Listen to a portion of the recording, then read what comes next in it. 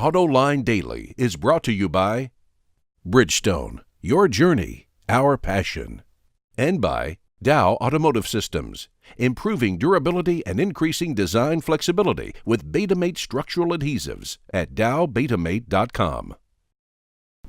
Hello and welcome to Autoline Daily for the first day of October.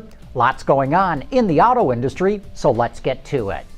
The UAW is running into pushback as the union tries to organize Volkswagen's assembly plant in Chattanooga, Tennessee.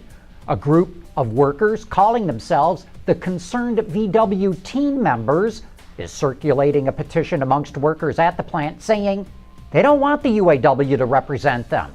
The union claims over 50% of those workers have already signed cards indicating they want the UAW, but the group opposed to the union says workers were pressured and misled into signing those cards.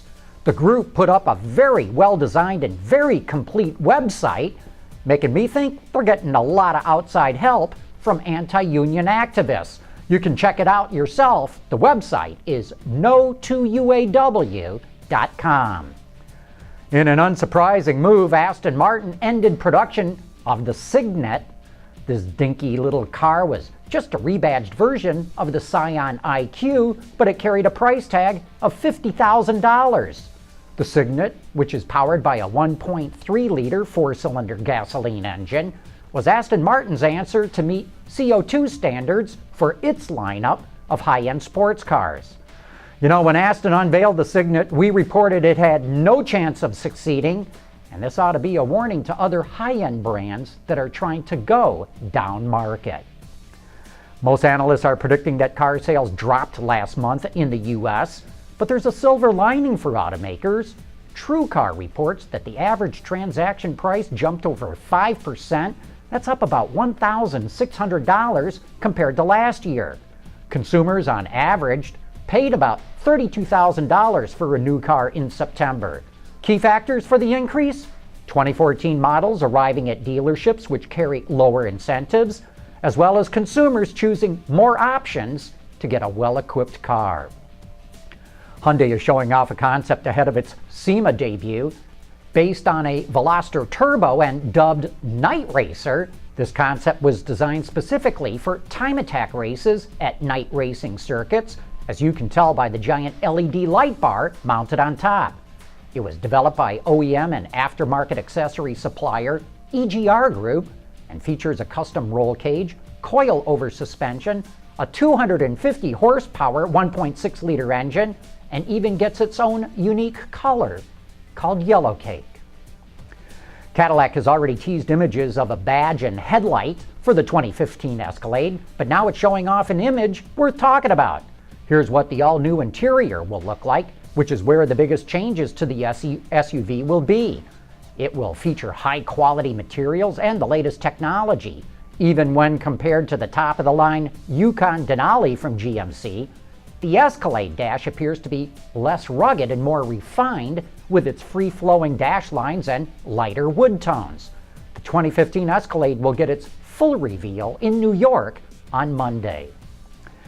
Formula One fans around the world have been hearing a lot about director Ron Howard's new film called Rush. It's all about the famous 1976 championship battle between James Hunt and Niki Lauda. Most of the media reports have gushed about what a great movie it is.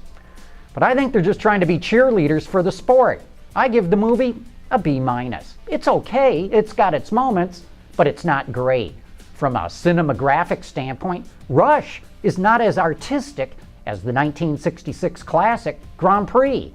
With today's CGI capabilities, I expected much more. From a storyline standpoint, I found the documentary Senna much more gripping.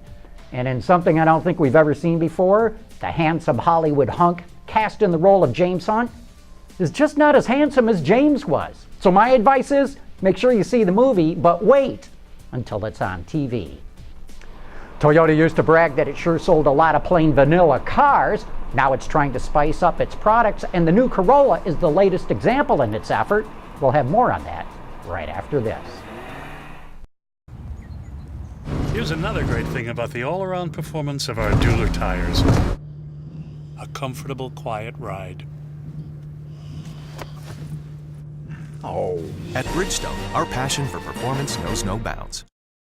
Toyota's Corolla, which was introduced back in the mid-60s, may qualify as middle-aged if you just look at the numbers of years it's been around. But today, as the company introduces the new 11th generation car with equipment and features usually reserved for higher-end segments, it's clear that Corolla isn't just the usual old compact car.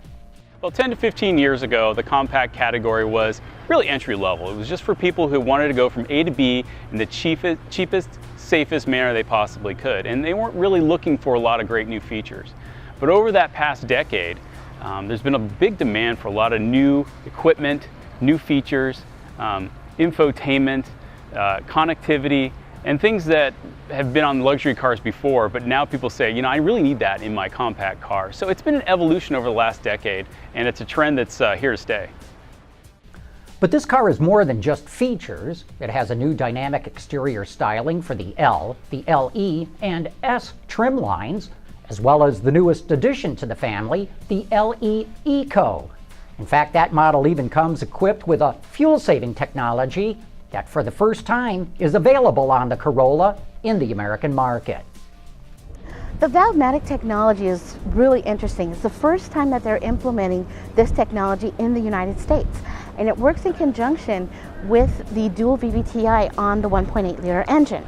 And what it does, it's an intake valve lift mechanism that helps basically the engine breathe better. So it manages the airflow at the throttle valve versus in the versus at the camshaft. And what it does, it allows the butterfly valve or throttle valve to remain open when the demands of the engine require more air. So it allows more air to fill the camshaft more efficiently, therefore helping the engine basically to overall breathe better. So it gets better gas mileage and it helps reduce the emissions. Toyota sold over 300,000 Corollas last year in North America with the old model and expects to increase that number by 30,000 in the first year of the new model, and even more if the company's able to strike gold with a younger audience through its marketing plan. Well, Corolla appeals to a wide range of buyers, but for us, we really want to talk to that younger demographic that is aware of the Corolla brand and has a lot of respect for a Corolla brand, but they don't find it too sexy today. So we're going to spice it up. We're going to have very lively, engaging advertising that speaks to that consumer and really resonates with them. And we're going to talk to them in the right channels. So a lot of social channels, a lot of digital channels. There are second screen people, so they may be watching TV and at the same time opening up their laptop or looking at their tablet. We're going to make sure that we provide information through all those different sources at the same time so that it's always at their fingertips. The 2014 Corolla prices start at just under $17,000 for the manual L model and reaches just over $20,000 for the top of the line S Plus. And if you're interested, the new Corolla is on sale now at Toyota dealerships across the country. Say before we go, don't forget to join us for Autoline After Hours when our guest will be David Leone, the Chief Executive Engineer of all of GM's performance luxury vehicles. So start thinking about the kinds of questions you'd like to pose to Mr. Leone. And then join me on the Auto Extremist Thursday evening starting at 6 p.m. Eastern Time at Autoline.tv. And that concludes today's report. Please join us again here tomorrow.